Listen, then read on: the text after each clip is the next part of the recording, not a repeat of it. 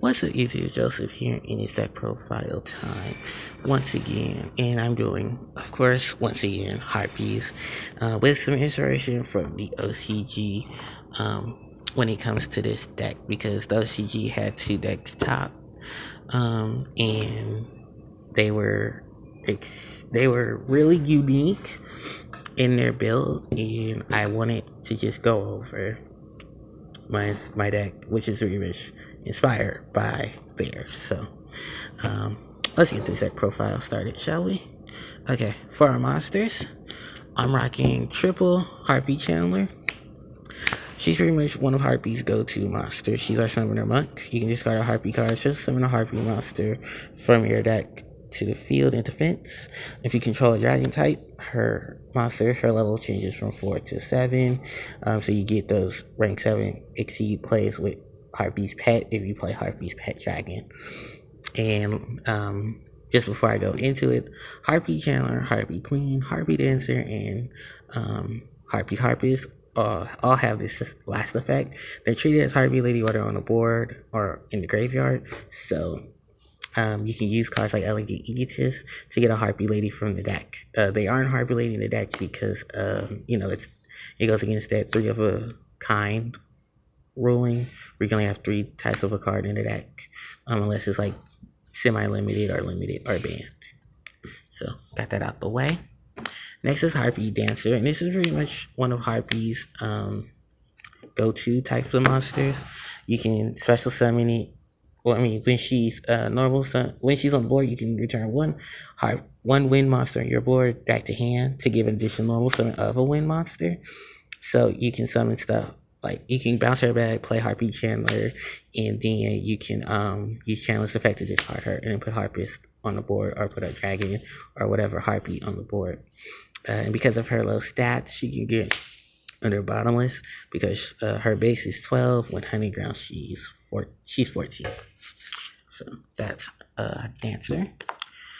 Harpie Harpist. If you're not discarding her for Harpie Chandler's effect, you are special summoning her with Harpie Chandler's effect.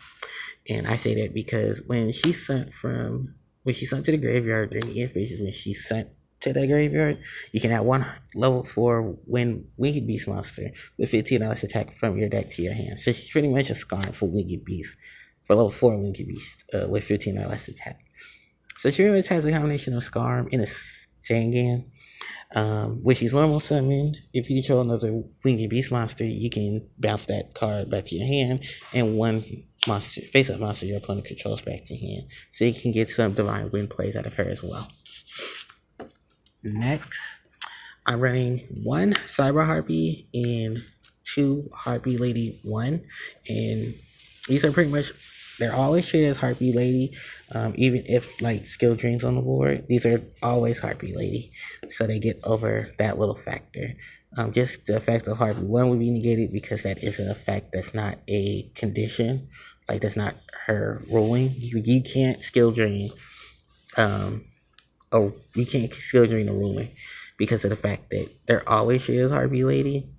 Like while they're in the graveyard, on the field, in the banished, in your hand, in your deck.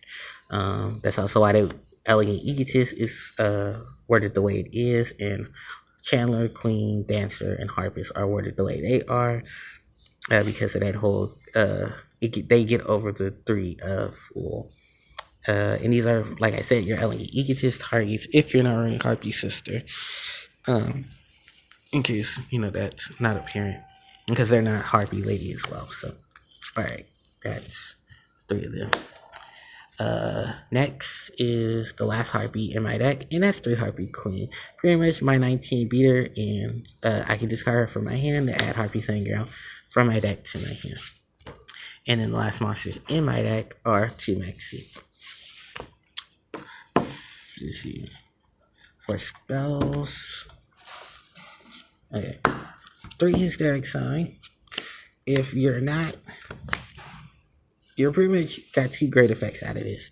When it's sent from hand or field to graveyard, you can add up to 3 Harpie cards to your hand with a different name. Then its other effect is you can add Elegant Egotist from your deck or graveyard to your hand. Some people Like you can pop this with your hunting ground. You can discard this with Hysteric Party. If you're playing Magical Hat, which I am running, and I'll get to that effect too. You can use its effects to get rid of Hysteric Sign, and it just repoints your hand with Harpie cards. In some combinations, you can also get spells, like Harpie's Hunting Ground, Harpie's Phoenix. For OCG, we had Harpie's Feather Duster, and Harpie's Feather Storm, which is one of the first traps that became a card and has Harpie in its name, so you can search for that. Then, next, to Hunting Ground. Whoever conducts the summon of Harpie Lady or Harpie Lady Sisters selects one spell or trap on the board and destroys it. This is pretty much a normal or a special. And then you can use Harpie Dancer's effect to help pop multiple back row. Like I said, Queen, Dancer, Chandler, and Harpist or Harpie Lady right over the board in the graveyard, so that goes off as well. And then it gives 200 additional attack and defense to all winged Beastmasters. Then 2 Elegant Egotist.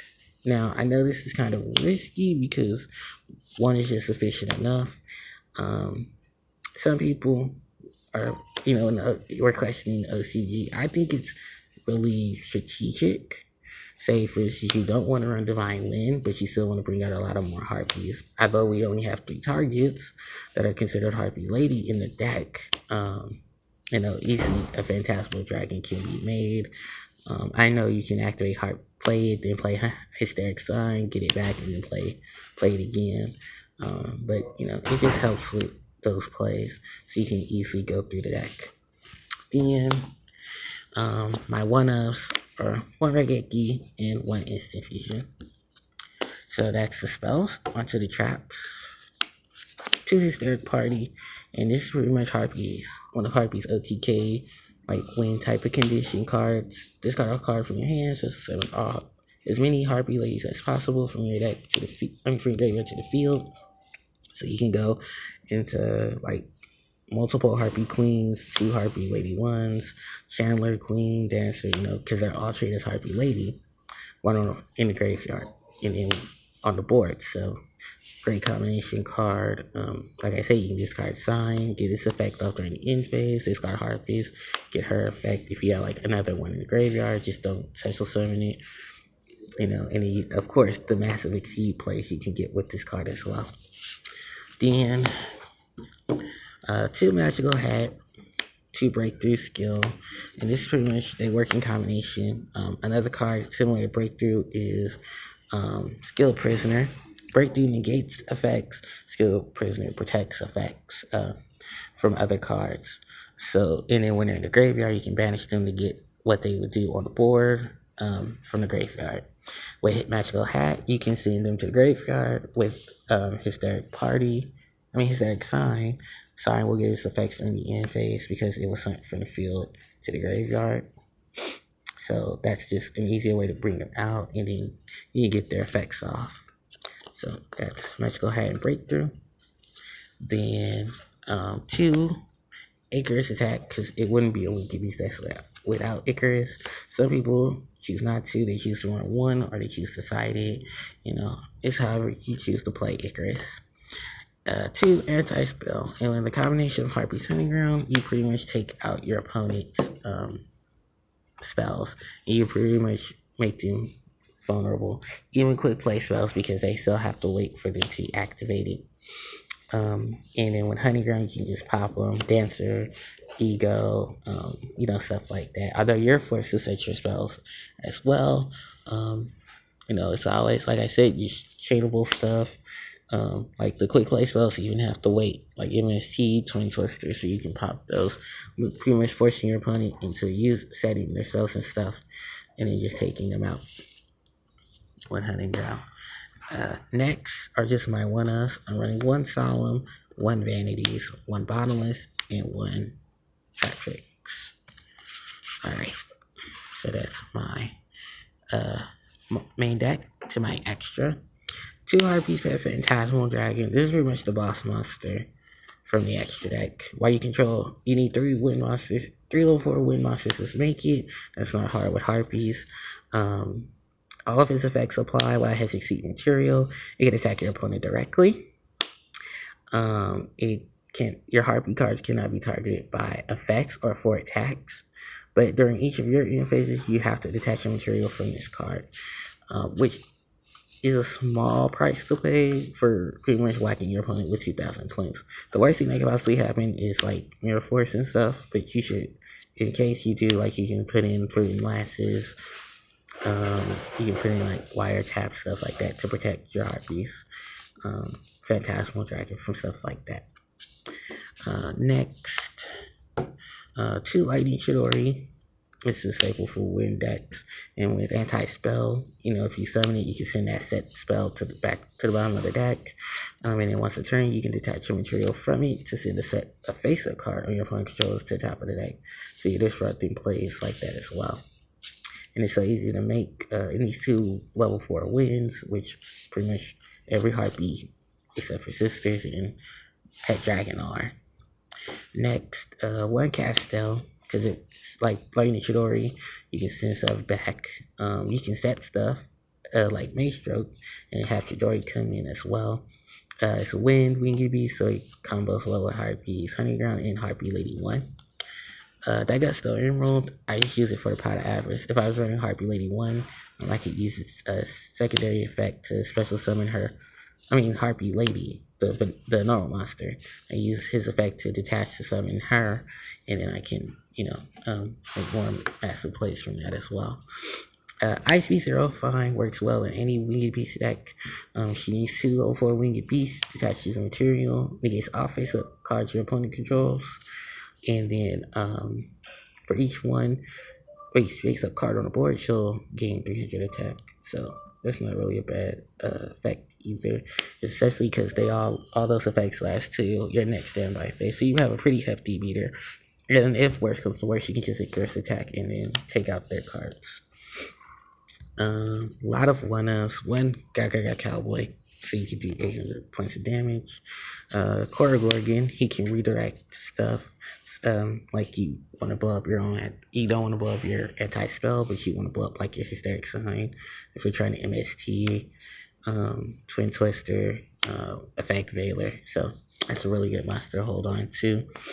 1 Blade Burner Falcon. This is if you like the life points are different. He'll gain 300 attacks, so you have like 4,000 beater. You can detach any number of materials from him to destroy that many number of cards your opponent controls. If this card destroys an opponent's monster by battle, so it's not too bad. Then you have 1 Grassy and Berserk, and that's just to deal with graveyard effects, and then you can target 1 exceed monster you control and give it equip it to that card and then gain 1,200 attack. Then you have Rafflesia. Rafflesia was actually supposed to go when I revealed Gorgon, but while she has material, she can be affected by normal trap cards. You can send her material to the graveyard, and she can detach the material from her, and then if your opponent does an effect, you can properly use a trap hole trap card, normal trap hole trap card from the graveyard to get rid of, like, you pretty much use bottomless and stuff from the deck instead of having to wait to set them. Then 1/101 Silent Honor Arc.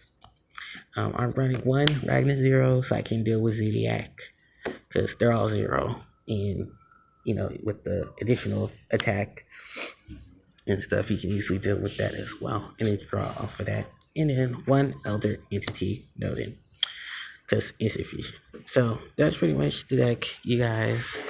Wanted just to show off how I was inspired by the OCG. I have another build that I want to do as well, so I want to get this one out the way. Like, comment, and subscribe. And till next time, you guys, this is HBJ signing out. Take care.